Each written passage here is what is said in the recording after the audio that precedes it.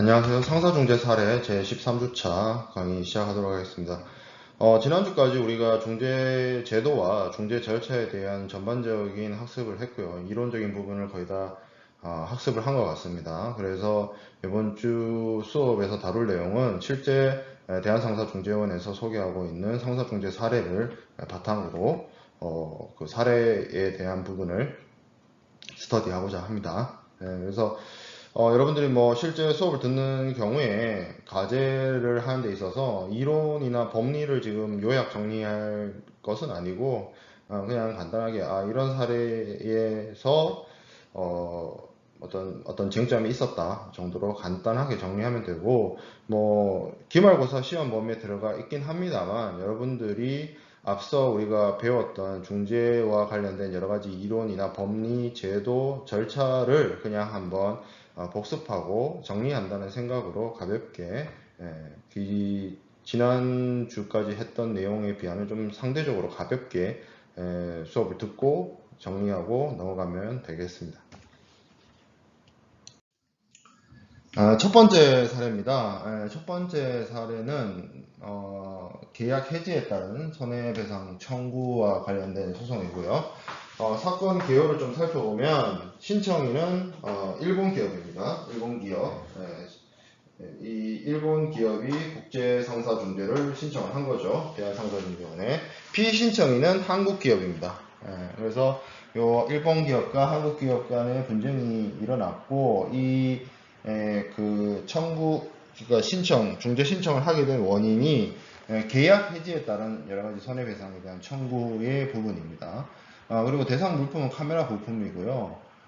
우선 이 사안에 대해서 중재 합의 유무에 대한 판단을 중재판정부가 먼저 내렸는데, 당사자 사이에 2001년 10월 15일 날 체결된 판매 및 공급 계약서에는 이 계약으로부터 발생하는 분쟁은 피신청인 국가에 속한 상사중재원, 그러니까 중재 신청을 받는 국가의 상사중재원에서 문제를 해결한다, 분쟁을 해결한다라고 되어 있습니다. 그래서 그러니까 한국 기업이 피신청인이 됐을 때는 대한상사중재원, 일본 기업이 피신청인이 되었을 때는 일본의 상사중재원을 이용을 해서 일본의 그 상사중재 상공회의소 산하에 있었던 그 중재원을 이용을 해서 상사중재를 진행을 한다라고 되어 있고요. 이런 식으로 이제 하나의 신청인과 피신청인이 어느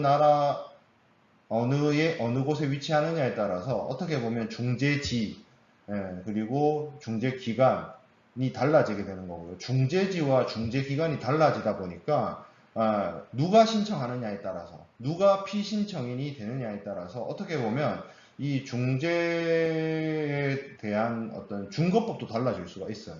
왜냐하면 중재지와 중재기간이 달라지니까. 그리고 절차적인 프로세스도 사실 일본의 중재 절차나 한국의 중재 절차나 뭐 큰 틀에서는 뉴욕협약의 가입국이고 뭐 오시트랄 모델법의 영향을 받았고 그걸 인용을 하고 있고, 이런 부분이 많이 유사하고 뭐 비슷한 부분이 있기 때문에 어떤 그런 부분이 조금 문제가 없다라고도 볼 수 있지만, 여러 가지 어떤 비용이나 위치 뭐 이런 측면에서 아무래도 그 자국에서 이 중재를 받는 것이 유리하겠죠. 한국 기업이든 일본 기업이든. 어찌됐든 뭐 지금 요 계약과 관련돼서는 한국 기업이 피신청이 되었기 때문에 이 중재 합의에 따라서 일종의 이제 피신청인 국가를 좀 유리하게 해주는 거죠. 유리하게 해준 요 중재 합의 조항에 따라서 한국에서 이제 상사 중재를 진행을 하는 것이고, 거기에 따라서 대한상사중재원이 중재기관이 된 사건입니다. 그래서 뭐 이러한 중재 합의가 분명하게 그 어떤 조건이나 결과가 명확하고 내용이 명확하게 규정되어 있기 때문에 이 중재 합의문을 바탕으로 대한상사중재원에서 심리를 진행하는 것, 중재 절차를 진행하는 것에 대해서 크게 문제가 없다라는 것이죠.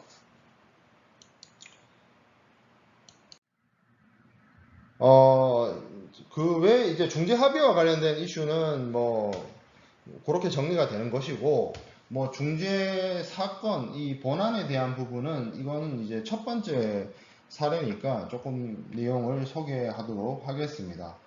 피신청인과 신청인의 관계에서, 그러니까 신청인 본인이 아니고요. 신청인과 뭐 관계회사라고만 사례서에는 소개되어 있어서 이게 뭐 모기업인지 자기업인지 그게 조금 불분명하긴 합니다만, 어쨌든 피신청인과 신청인의 관계회사는 화상통신용 카메라를 일본에 독점적으로 판매, 그러니까 한국에서 생산된 카메라, 화상통신용 카메라를 뭐 웹캠이겠죠, 뭐 화상통신용 카메라라고 하니까 독점적으로 판매하기 위한 협의를 했고 2001년 10월 15일 날 판매 및 공급 계약을 체결했습니다. 이게 국제 물품 매매 계약에 더 나아가서 판매 및 공급 계약이라고 하는데, 이 공급에 무엇이 들어가 있냐면 일본 내에서 피신청인을 일본 내에서 독점, 그러니까 이 한국산 그 화상통신용 카메라의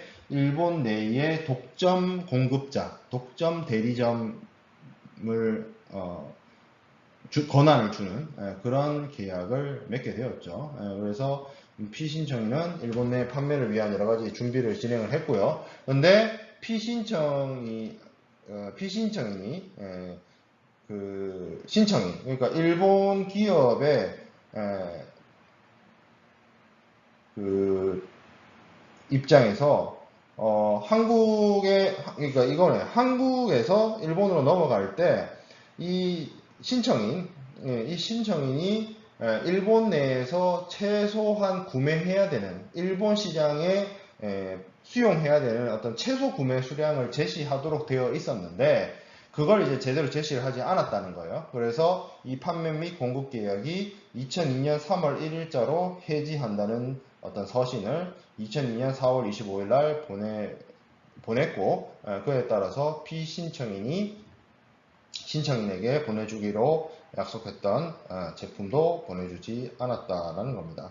그래서 신청인 일본 기업이죠. 일본 기업. 일본 기업의 주장을 좀 살펴보면 최소 구매 수량의 미제시와 관련해서 최소 구매 수량을 언제 얼마로 할 것인지에 대해서 2002년 2월 말까지로 하였고, 이때 만나서 최소 구매 수량을 얼마로 할 것인지를 협의하기로 했는데, 이때 피신청인이 회의에 나타나지 않아서 최소 구매 수량을 제시하지 못했다라고 신청인이 주장을 했고요. 그 후에 2002년 4월 4일 날 피신청인의 사무실에서 만나서 최소 구매 수량에 대해서 협의를 했으나 협의가 이루어지지 못했어요. 그래서 최소 구매 수량을 제시할 수가 없었다고 합니다. 그래서 최소 구매 수량의 어떤 미합의는 신청인과 피신청인의 어떤 공동 책임이다. 이건 누군가 일방의 책임이 아니라 공동 책임사항, 결국에 합의를 못했기 때문에 공동의 책임사항으로서 이런 양쪽 모두 다 기책 사유가 있고 잘못이 있는 사안에 대해서 한국 기업인 피신청인 측에서 일방적으로 계약 해지를 이야기하는 것은 부당하다라고 일본 기업인 신청인 측이 주장을 했습니다. 피신청인은 신청인과 사이에서 위와 같은 내용의 어떤 판매 및 공급 계약이 체결된 거에 대해서는 문제가 없다, 이렇게 얘기를 합니다. 근데 이 판매 및 공급 계약을 할 때 일본 내에서의 어떤 독점적인 공급권을 가져가는 것이기 때문에 그 일본 지역 내에서 1년에 얼마 정도 사갈 거냐를 원래는 제시해야 되고, 그와 관련된 내용이 계약서에 명기돼야 되는데, 이 일본 기업 쪽에서 3개월 내에 최소 구매 수량을 이야기하겠다라고 해서 계약을 체결했다고 합니다. 그래서 계약 체결 후에 피신청인 한국 기업은 일본 내에 원활하게 판매 활동을 할 수 있도록 지원도 했고, 그렇게 했는데도 불구하고 일본 기업은 최소 구매 수량이 얼마다라는 걸 이야기하지 않았다는 것이죠. 그래서 피신청인은 2002년 2월 14일 날 신청인 기업을 방문을 했고, 당시에 신청인 쪽에 뭐 내부적인 어떤 문제가 있다는 것을 발견을 했고, 그리고 피신청인이 이미 기존에 공급한 제품에 대한 대금도 대금 지급을 하지 않아서 이 부분에 대해서 독촉을 하고 돌아왔다고 합니다. 그래서 피신청인은 신청인의 위와 같은 판매 및 공급계약 위반의 행동들로 비추어 봤을 때 지속적으로 영업활동을 하기가 어렵다라고 판단을 해서 판매 및 공급계약상의 신청인에게 부여된 독점 권한, 일본 내의 독점 판매권에 대한 권한을 박탈을 하고 그냥 일반적인 독점 판매인, 독점 대리인이 아닌 일반 대리점으로서의 자격만을 부여하겠다라고 통보를 했습니다. 그런데 일본 기업 측에서 이를 거부해가지고 그리고 이 계약 자체에 대해서 향후 이행하지 않겠다라고 통보해서 오히려 신청인 측이 계약 위반을 한 것이 아니라 그러니까 피신청인 측에서 계약 위반을 한 것이 아니라 신청인 측에서 계약 위반을 했다라고 피신청인 측에서는 주장을 했어요. 그래서 중재판정부는 어떻게 판단을 했냐라는 것인데, 인정된 사실은 기본적으로 양 앞에 있었던 여러 가지 사실관계나 양 당사자의 주장으로서 확인이 되는 것이죠. 그래서 피신청인이 제조하는 물품을 일본 내에서 판매하기 위한 영업활동을 했고, 그 과정에서 샘플 등이 제공되었고, 일부 물품이 공급된 사실이 있으나 대금 지급이 지연되고 하는 문제가 있었다는 것은 사실이다. 그리고 2002년 2월 14일과 4월 4일 날 최소 구매 수량에 대해서 협의를 했는데 양쪽이 합의를 못했다라는 것도 사실이고요.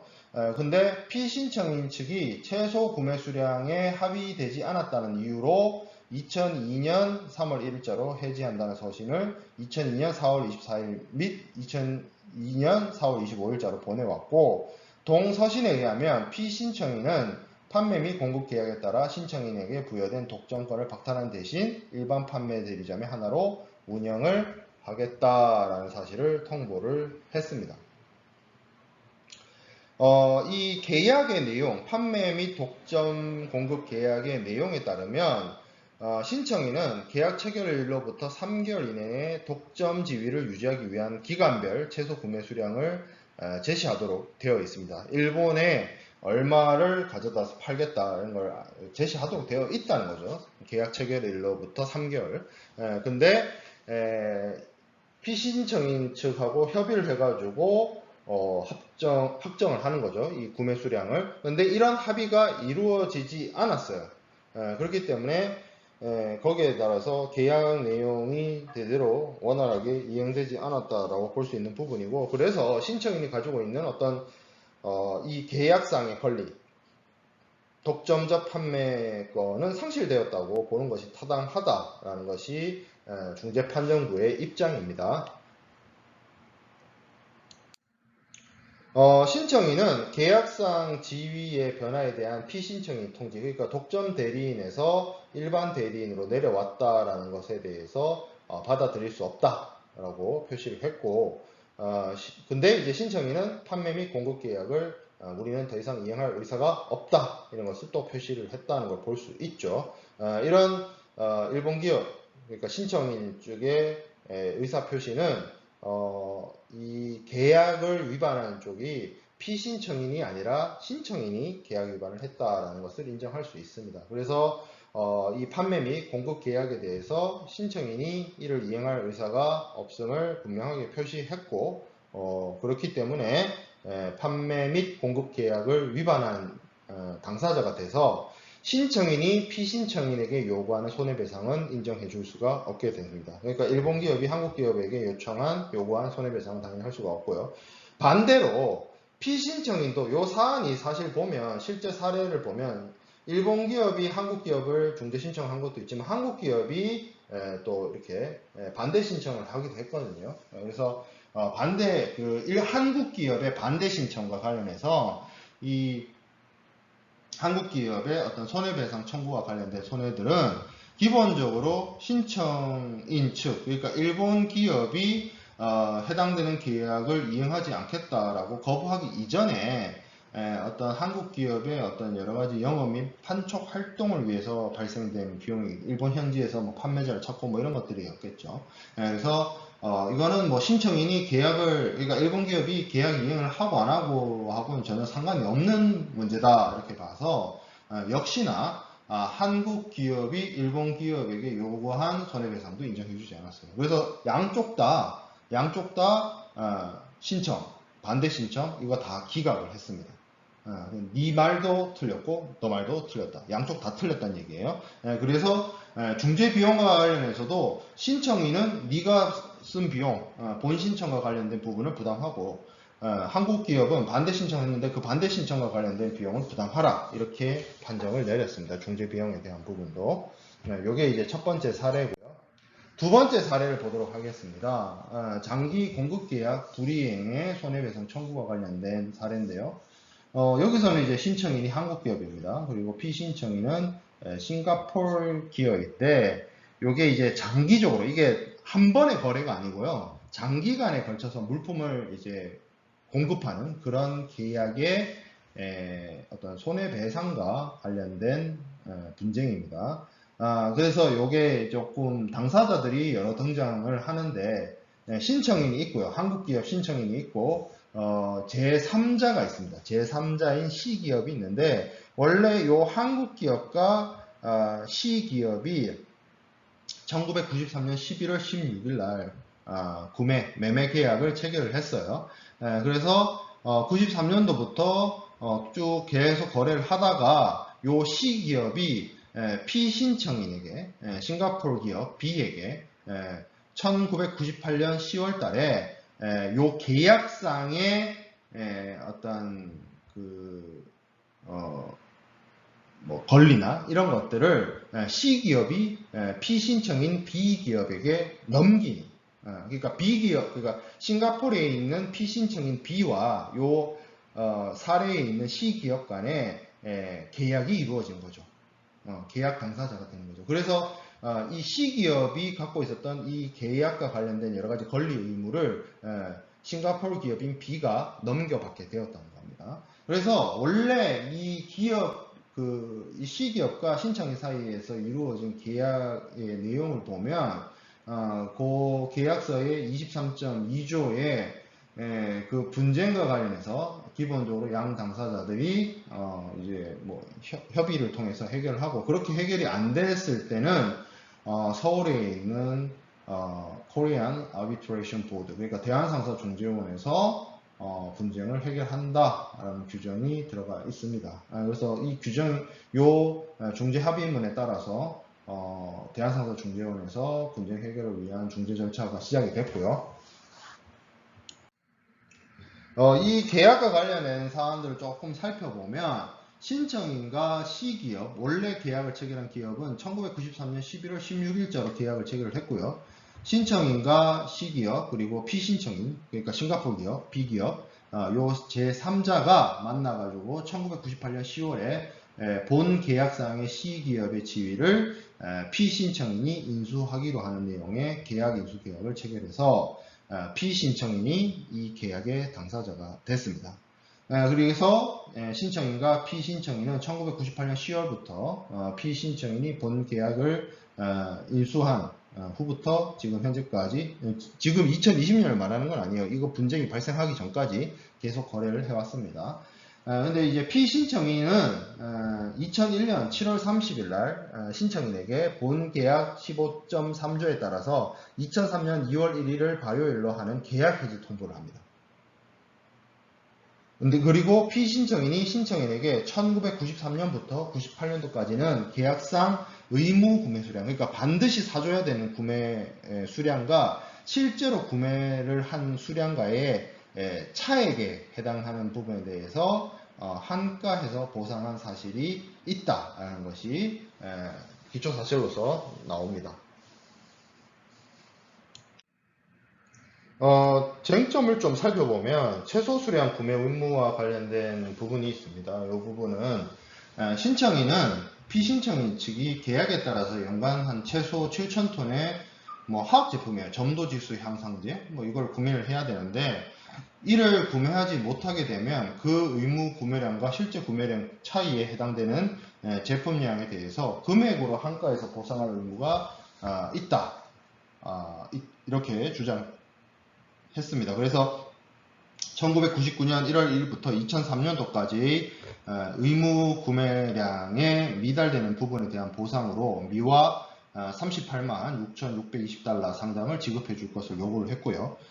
피신청인은 본 계약의 제3.2조에 따를 경우 연간 최소 7,000톤의 제품을 구매할 의무는 최소 5년간만 유지되고 그 후 피신청인과 D기업, 이건 이제 제 네 번째 등장인물이죠. D기업 사이에 1993년 11월 16일 체결된 매매 계약서에 따라 D기업이 피신청인에 대해서 부담하는 최소 수량 구매 의무가 최소 5년 후 다시 1년 동안 연장되도록 되어 있는 바, D기업이 1999년 1월 1일부터 피신청인에 대해서 최소 수량 구매 의무를 부담하지 않게 되었기 때문에 신청인 역시 의무를 부담 않는다 주장을 했습니다.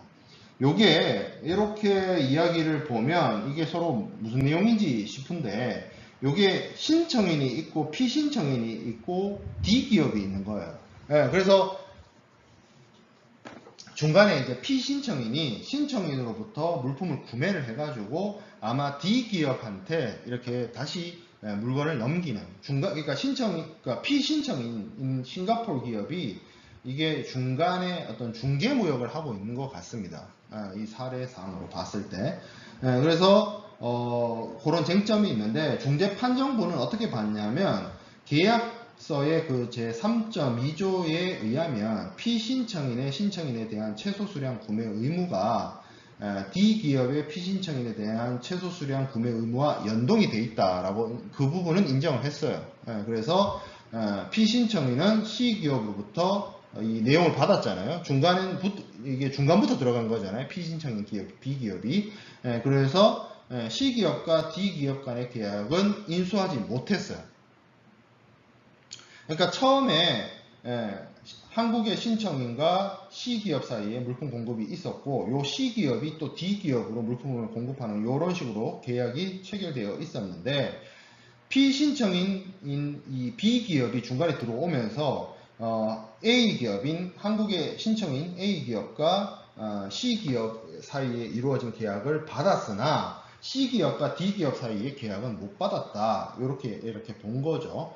그리고 피신청인이 D기업에 대해서 1999년 6월까지 점도지수 항상제 일종을 공급한 사실을 또 중재판정부는 인정을 했습니다. 그래서 요 위에 있는 93년, 94년, 95년, 96년, 97년, 98년, 93년 11월 16일부터 시작됐으니까 98년 11월 16일까지 요 5년간 있었던 최소 구매 수량 의무에 더해서 1년 연장되는 계약이 실제 있었다라는 사실이 요걸로 인정이 됐고요. 어쨌든 뭐 그거는 뭐 둘째 치더라도 D기업의 어떤 피신청에 대한 계약상의 최소 수량 구매 의무는 98년 10월 이후로 존재하지 않는다.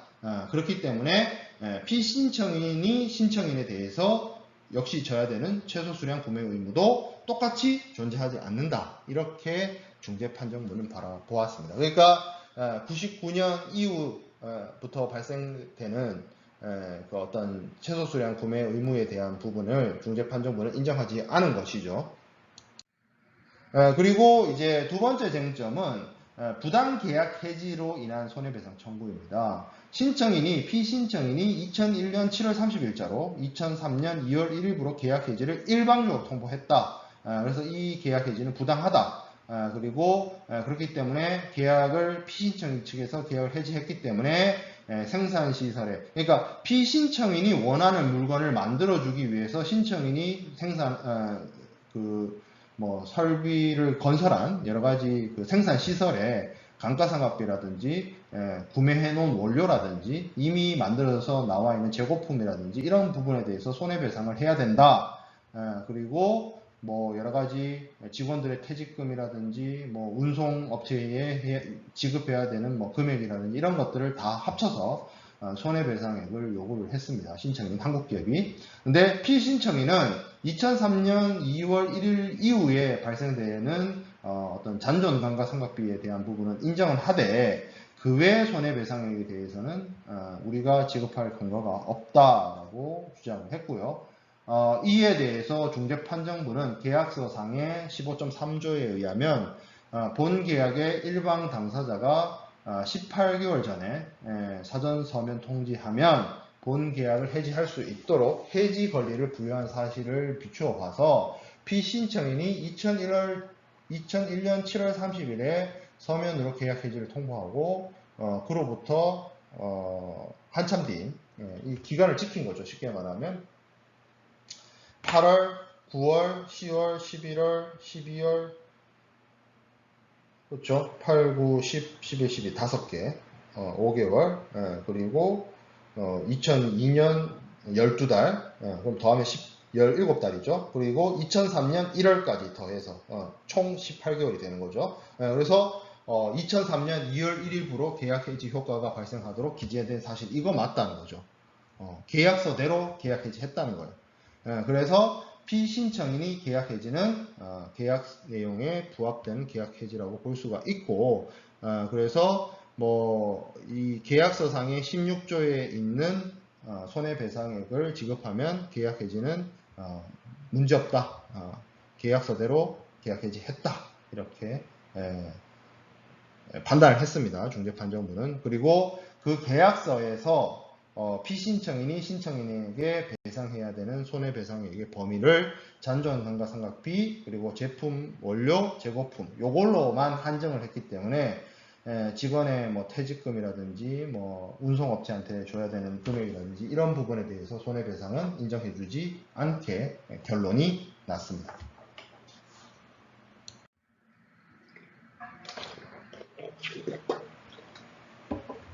자, 세 번째 사례입니다. 물품 대금 청구와 관련된 사례고요. 이 사건의 신청인은 한국기업, 그리고 피신청인은 일본기업입니다. 뭐 품목은 플러그 육모라고 하는데 이거 사실 저도 잘 모르겠어요. 뭘 말하는 건지.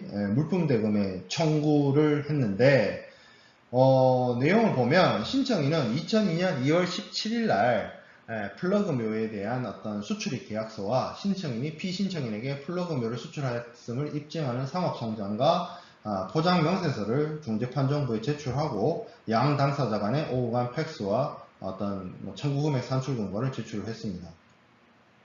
신청을 한 거죠. 중재 신청을 한 거죠. 한국기업이. 근데 중재판정부는 그래서 중재판정부가 구성이 돼가지고 2003년 6월 15일자로 구성해가지고 7월 16일 날 심리를 열었는데 2차 심리도 8월 22일 날 열었는데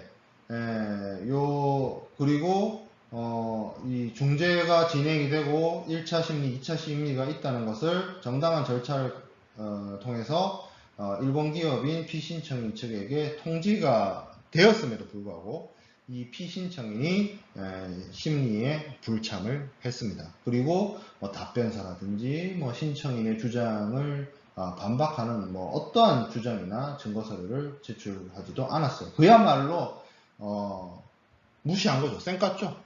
신청 중재 절차 진행되는 것을 이런 경우에 어떻게 결론이 났느냐 그걸 좀 보려고 이 사례를 가져왔어요. 자, 그러니까 실제 중재가 이렇게 뭐 절차대로 진행이 되더라도 피신청인 측에서 뭐 중재에 대해서 심리에 참여하지 않는다든지 뭐 답변서나 자료 제출을 하지 않는다든지 그런 것들이 생각보다 많이 있습니다. 어차피 그러니까 본인이 이것이 중재원에 가서 중재 절차가 진행이 됐을 때 패소하는 것이 명백하다라고 판단이 돼버리면 뭐 아예 그냥 대응조차 안 하는 그런 경우도 간혹 있어요. 그래서 이 지금 사안에 대해서 이렇게 신청인 측의 일방적인 어떤 절차 진행만 이루어졌는데 뭐 그렇다고 해서 중재가 진행이 안 되고 하는 거 아닙니다. 그냥 쭉 진행됩니다. 피신청인 측에서 참여 안 한다 해서 중재 절차가 중단되고 기다려주고 하는 거 아니에요. 그냥 절차가 진행이 돼요. 그래서 중재판정부는 신청인의 신청 취지와 신청 이유 그리고 증거 등을 면밀하게 검토를 해가지고 피신청인이 신청인에게 그 요청한 뭐 여러 가지 손해배상의 그런 부분을 피신청인이 신청인에게 지급하라고 중재판정부는 판단을 내렸고 결정을 내렸습니다. 특히 거기다가 중재 비용까지도 이거는 피신청인의 몫으로, 그러니까 신청인 측이 신청을 했고 중재 신청을 했고 피신청인은 이에 응하지 않았잖아요.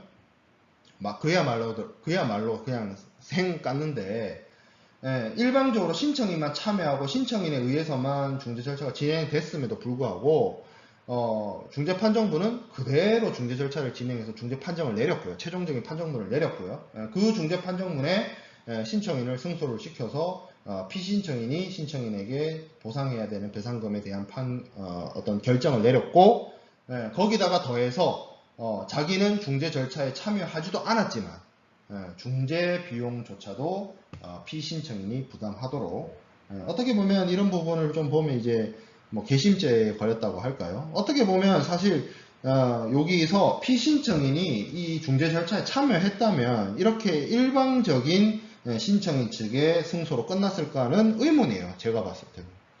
어떻게 보면 중간에 어떤 협상이나 타협점 내지는 중재판정부가 신청인 측의 승소를 결정을 내린다 하더라도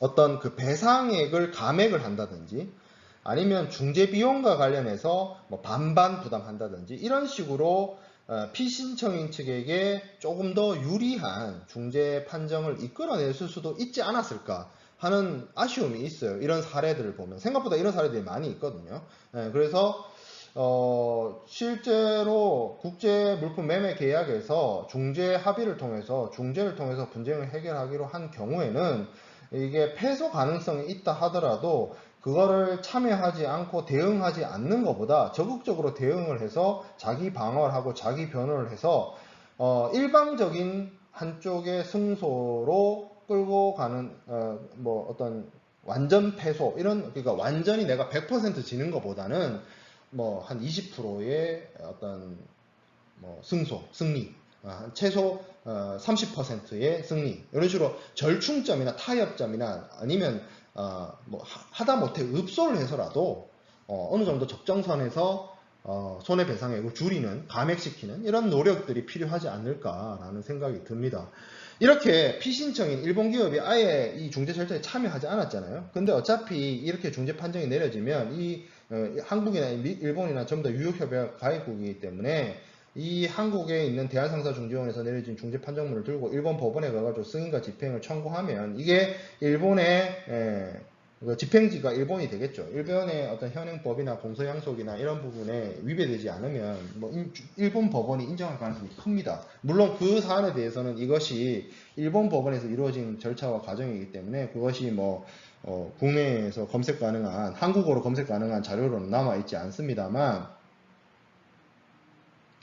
뭐 제가 볼 때는 그쪽 일본 기업 측이 이렇게 뭐 도망가거나 뭐 이거를 완전히 무시하거나 할 수 있진 않아요. 결국엔 따라가게 돼 있어요. 그렇기 때문에 적극적인 대응이 필요하지 않나, 이런 식의 무관심이나 무대응보다는 그런 생각이 듭니다. 자, 네 번째 사례 보도록 하겠습니다. 요거는 이제 플라스틱 뭐 바인딩 링, 이거 뭐 플라스틱재로 만들어진 뭐 이렇게 뭐 링 같은 건가 봐요. 그게 이제 대상 품목이고, 신청인은 한국 기업이고 피신청인은 루마니아 기업입니다. 루마니아. 루마니아라고 하면 뭐 저기 동유럽에 거기죠. 저기 크로아티아 이쪽 옆에, 그리스, 불가리아 위에, 폴란드 밑에 있는 그쪽 나라인데, 사실관계를 먼저 보면 이 한국 기업인 신청인과 루마니아 기업인 피신청인은 2001년 1월 독일 프랑크푸르트에서 만났고요. 신청인은 피신청인으로부터 인콰이어리, 그래서 뭐 조회 뭐 이런 걸 받았나봐요. 뭐 네가 뭐 팔 수 있느냐 뭐 이런 거 받았나봐요. 그래서 그 신청인은 피신청인에게 공문과 매매 계약과 관련된 내용을 팩스를 이용해서 발송을 했습니다. 근데 2001년 2월 6일 날 이 루마니아 기업이 한국 기업에게 팩스를 이용해 가지고 요 플라스틱 바인딩 링을 신청인의 덴마크 지점이 있나 봐요. 덴마크 지점에서 구매하는 건에 대해서 문의를 했고, 신청인은 2월 8일 팩스를 이용을 해가지고 가격은 덴마크의 C. 이 덴마크의 C의 어떤 자격이나 이런 거에 대한 설명이 조금 자세하게 나와 있지 않아서 뭐 잘 모르겠지만 이게 아마 뭐 독점 판매상이거나 뭐 대리인이거나 뭐 그럴 것 같아요. 이 덴마크 C와 협의를 하라고 했습니다. 그래서 가격을 그리고 동시에 새로운 주문에 대해서 보낸 새로운 매매 계약서를 그러니까 이 가격을 덴마크에서 C하고 협의를 해가지고 요 C하고 협의를 해서 뭐 지금 생각해 보니까 이 C라는 사람이 덴마크 지점의 뭐 책임자일 수도 있고 덴마크 지점의 뭐 직원일 수도 있고 그렇겠다는 생각이 또 드네요. 어쨌든 매매 계약을 최종 승인을 해주겠다. 요 사람하고 협의하면 뭐 이런 식으로 공문을 보낸 거죠. 2001년 3월 6일 피신청인은 신청인에게 공문을 팩스를 보내가지고 이제 이게 파이널 오더다. 그리고 화물이 도착한 후에 90일에 도착 후 90일에 대금을 지급하겠다. 리플렛하고 카탈로그를 추가로 보내달라. 그리고 세부의 인보이스를 요구했고 이 중에 하나는 temporary import 그 일시수입이에요. 일시수입. 잠깐 들어갔다 나가는 거 있죠. 어떤 특정한 국가에 잠깐 수입이 됐다가 다시 나가는 그런 용도와 관련된 것이다 라고 말을 했고요. 포장은 전시장 및 전시에 맞게 해주고 더 좋은 조건의 포장을 요구를 했습니다. 아마 뭐 이 내용들을 봤을 때 어떤 특정한 국가에 이제 일시 수입을 시켜가지고 거기 뭐 전시를 한다거나 뭐 그런 목적이었나 보네요. 자, 2001년 3월 9일 신청인은 피신청인의 공문과 함께 파이널 오더를 고려해가지고 매매 계약을 수정을 보완해서 팩스를 이용해서 다시 보냈습니다. 그리고 2001년 3월 26일 피신청인은 신청인에게 3월 9일자로 받은 그 매매 계약 시트에 서명을 해가지고 팩스를 보냄으로써 최종 계약이 이루어졌습니다. 이에 신청인은 피신청인에게 3월 27일자로 팩스로 보내면서 최종 계약 확인을 감사하다. 그리고 요 일시 수입과 관련해서 AT에 까르네, 그 일시 수입과 관련된 그 세관 통각 뭐 사증이라고 해야 될까요? 뭐 그런 걸 AT에 까르네 이렇게 얘기를 합니다. 요거는 요거 보내고 그리고 대금 지급과 관련해서는 선화증권 날짜로부터 90일 후 해줄 것, 뭐 그리고 운송 비용 이런 부분 언급했다 이렇게 되어 있고 4월 3일 선적했고 한화음 매입했고 뭐 그러니까 이제 한화음 치결 제도를 이용해서 한화음 결제하라고 한화음을 매입을 했다는 거죠. 2001년 4월 4일 날. 근데 이제 문제가 생겼죠. 신청인 측의 주장을 좀 보면 매매 계약서 하단에 Terms and Conditions on Reverse of Confirmation Order 이렇게 되어 있다는 거죠. 확정 주문의 어떤 이면, 리버스라는 게 이제 그 배면, 이면을 말하는 거, 뒷장, 뒤에 적혀 있는 거, 그거에 문구가 있었고, 2001년 3월 6일자에 파이널 오더를 받았다 이렇게 되어 있고요. 신청인은 대금 결제를 독촉하는 공문을 여러 차례 보냈고, 피신청인은 2001년 7월 3일 30일 날 이메일을 통해서 대금 지불을 약정을 해놓고도 아직까지 미아 6만 985달러 5.26센트 그건 지금 중요한 게 아니고 요거를 대금 지급하지 않고 있다 이렇게 주장을 했고요. 피신청인의 입장은 계약서 이면에 기재된 조건을 인지하지 않았다. 이면에 있는 계약 내용을 몰랐다. 이렇게 얘기를 한 거죠. 그리고 이면 계약면에는 서명도 안 했다.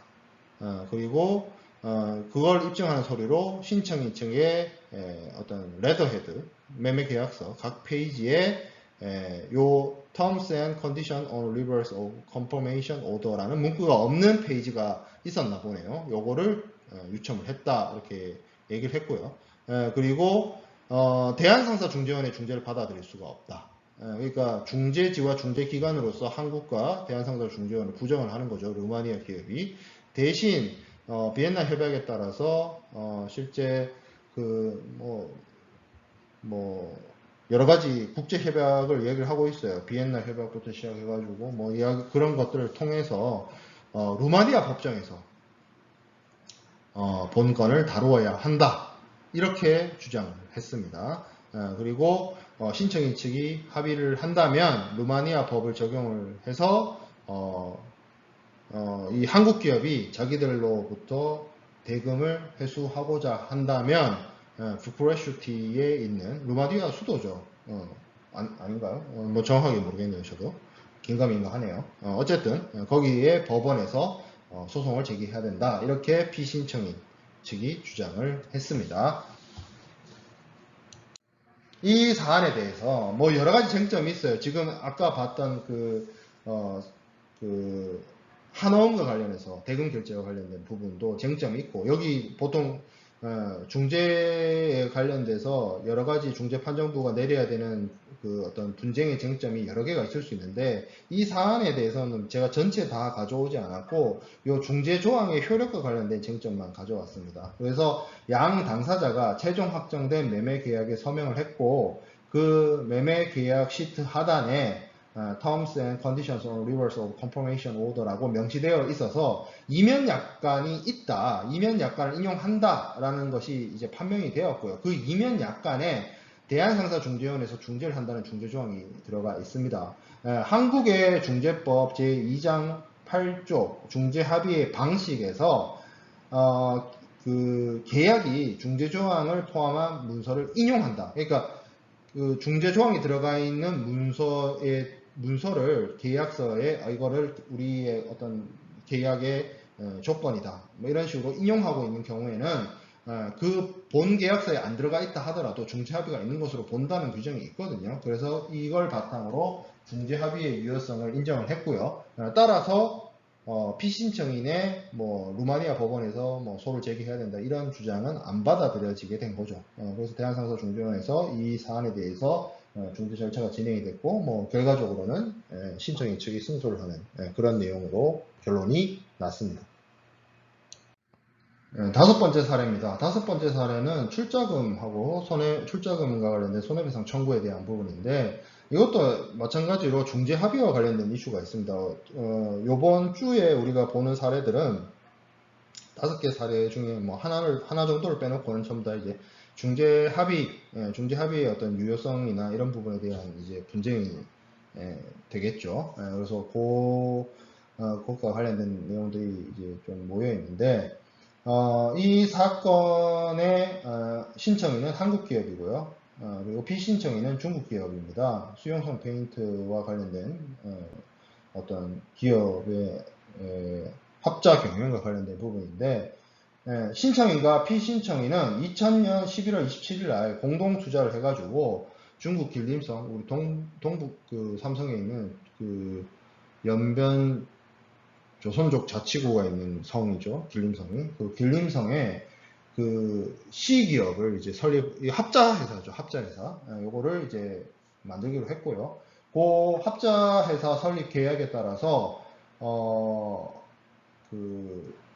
이 회사, C기업의 어떤 뭐 자본금이라고 해야 될까요? 투자 총액이라고 해야 될까요? 미아 이제 91만 달러, 91만 1000달러인데, 이 중에 한국 기업은 45%인 41만 달러, 그리고 중국 기업은 55%에 해당되는 50만 1천 달러를 출자를 합니다. 근데 이제 한국 기업은 생산기계 설비와 같은 현물 출자가 주고요.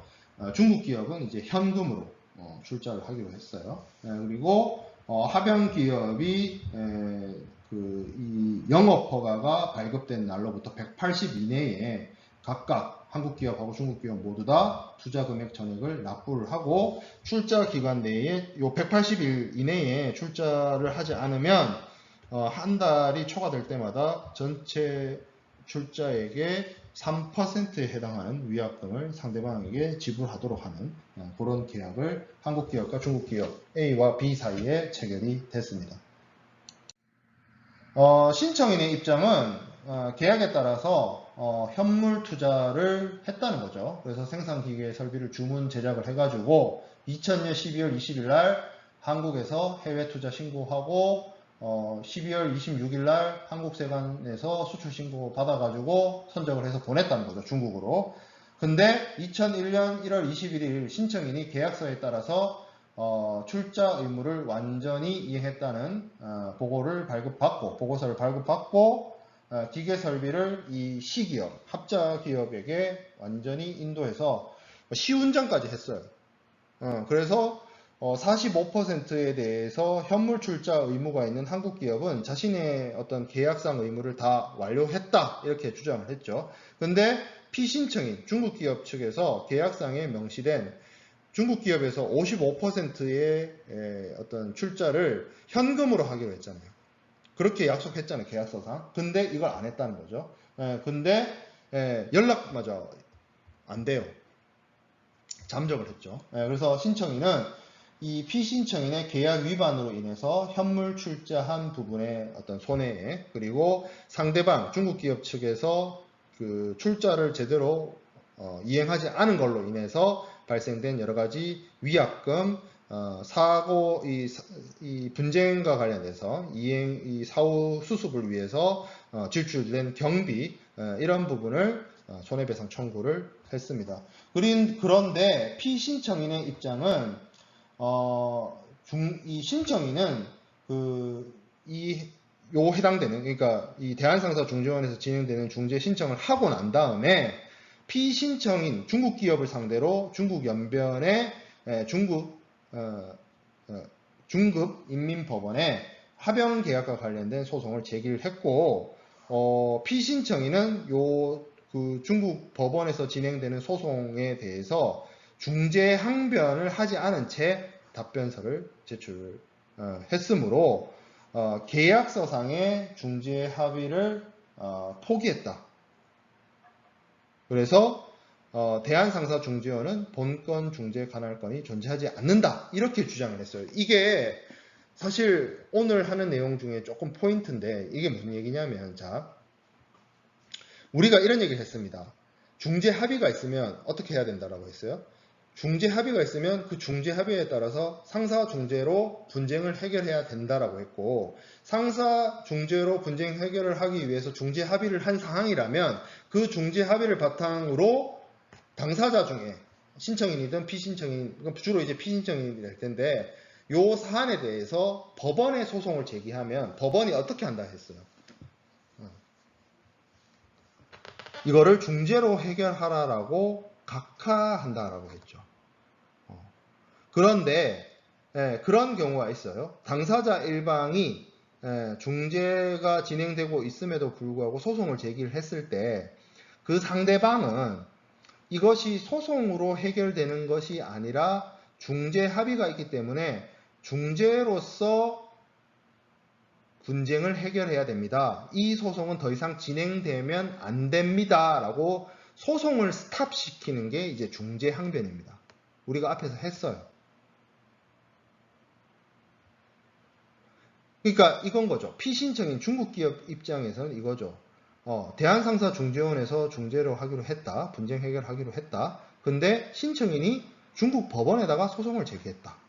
근데 이 중국 기업이 중국 법원에다가 뭘 안 했다? 중재 항변을 안 했다. 그 한국 기업과 A 기업과 B 기업, 중국 기업인 B 기업 사이에는 중재 합의가 있고 분쟁이 발생했으면 중재로 해결해야 됨에도 불구하고 소송을 제기했는데 그 법원에서 중재 항변을 안 했기 때문에, 그러면 중재 항변을 안 했으므로 어떻게 한다? 소송으로 문제를 해결할 수 있다. 이런 입장인 거예요, 지금. 중국 기업의 입장이. 그러니까 이 분쟁이, 보세요. 중국 기업이 지금 중국 법원에다가 소를 제기한 게 아니에요. 한국 기업이 소를 제기를 했어요. 중국 법원에다가. 그렇기 때문에 이거는 대한상사중재원에서 해결할 게 아니라 중국 법원에서 해결해야 된다. 이런 입장인 거예요. 거기에 자기들은 중재 합의를 했다는 중재 항변을 안 한 거고. 근데 이 사안에 대해서 어떻게 봤느냐? 신청인은 피신청인의 항변에 대해서 중국의 법원에 제기된 소송은 본건 중재사건과 동일한 사건이 아니고 피신청인이 명칭을 사용함으로써 야기된 명칭권 침해에 대한 손해배상 청구라고 주장을 했습니다. 그러니까 이건 거예요. 신청인과 피신청인 사이에서 존재하는 합자회사의 합자 경영과 관련된 이 출자금 반환 문제, 그리고 손해배상 청구와 관련된 문제는 이 합자 계약상의 분쟁 해결과 관련된 중재 합의에 따라서 한국에 있는 대한상사중재원에서 상사중재 절차로 진행을 하고요. 그걸로 분쟁을 하는 거고, 이 한국 기업이 중국 법원에다가 소송을 제기한 사안은 뭐냐면, 이 합자 회사를 같이 운영하기로 했는데 뭐 어떤 기업의 명칭이나 이런 것과 관련해서 중국 기업이 이 명칭을 사용을 했나 보죠. 그래서 한국 기업이 중국 기업을 상대로 야 너네가 왜 이 명칭을 쓰냐, 이 명칭 쓰지 말라라는 취지에서 중국 법원에다가 소를 제기했다라고 한국 기업은 주장을 한 거예요.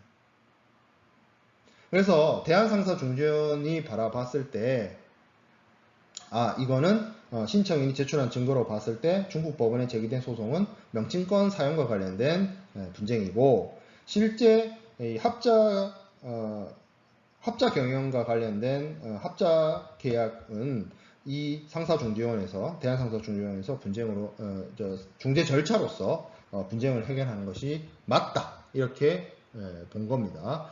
자, 그래서 여기 쟁점 밑에 두 번째 동그라미 보면 동사건이 중국의 법원에 제소되어 있다 하더라도 그 사실만으로는 신청인이 본 계약상의 중재합의를 포기했거나 당사자 간의 중재합의를 실효시키기로 합의했다는 근거가 될 수 없다라는 거죠. 대한민국 중재법에 의하면 중재합의가 있는 동일 사건이 중재와 법원에 동시에 진행을 하고 있다는 거. 소송도 진행하고 있고 중재도 진행하고 있고, 이런 경우에도 중재 판정부는 중재 절차를 개시 또는 진행하거나 중재 판정을 내릴 수 있다라고 규정을 하고 있습니다.